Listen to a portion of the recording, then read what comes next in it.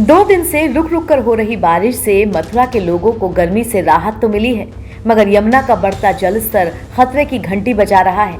यमुना का जल स्तर बढ़ने से कान्हा की नगरी के लोगों के माथे पर चिंता की लकीरें बढ़ गई हैं। ताजेवाला से पिछले 24 घंटे के दौरान बड़ी मात्रा में पानी छोड़ा जा रहा है। एक दिन पहले तक करीब 3 लाख क्यूसेक पानी छोड़ा गया था, जिसने इस जल स्तर को बढ़ा दिया था। साथ ही नदी का बहाव भी बहुत तेज हो चुका है। इसका नतीजा यमुना के आसपास के इलाकों में बाढ़ जैसे हालात बन चुके हैं। पिछले करीब 1 हफ्ते से यमुना खतरे के निशान के करीब थी और अब इसका जल स्तर लगभग डेंजर लेवल को पार कर चुका है। दिल्ली में तो यमुना खतरे के निशान से ऊपर बह रही है और हरियाणा में भी कुछ ऐसी ही स्थिति है।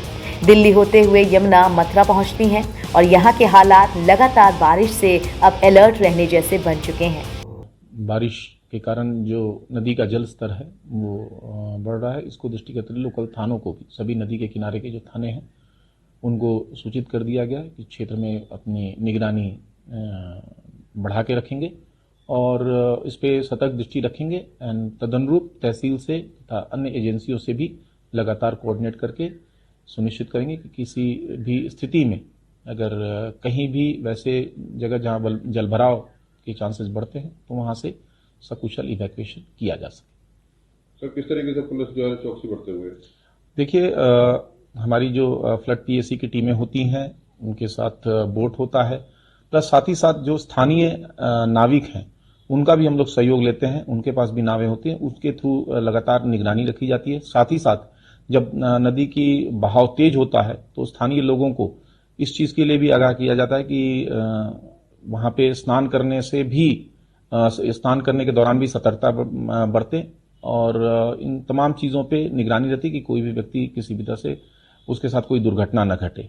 साथ ही साथ लोगों को नियमित रूप से अलर्ट भी किया जाता है। जैसे जैसे जल स्तर बढ़ता है लोगों को, स्थानीय लोगों को अलर्ट किया जाता है। मथुरा में यमुना का प्रवाह छाता, सदर, माठ, महावन तहसील से जुड़ा हुआ है।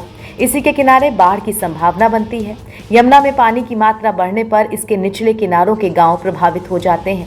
इसे देखते हुए जिला प्रशासन ने संभावित तैयारियां भी शुरू कर दी हैं। प्रत्येक तहसील में बाढ़ से प्रभावित होने वाले गांवों को 3 श्रेणियों में बांटा गया है। इसमें लो फ्लड, मीडियम फ्लड और हाई फ्लड में तहसील में गांव चयनित किए गए हैं। इन गांवों की आबादी के तहत ही शिविरों के लिए भी स्थान तय कर दिए गए हैं, जिससे बाढ़ आने पर संबंधित गांव के लोगों को इन शिविरों में ठहराया जा सके। इसके अलावा यमुना से सटे क्षेत्र में 40 बाढ़ चौकियां बनाई गई हैं। NBT ऑनलाइन की रिपोर्ट।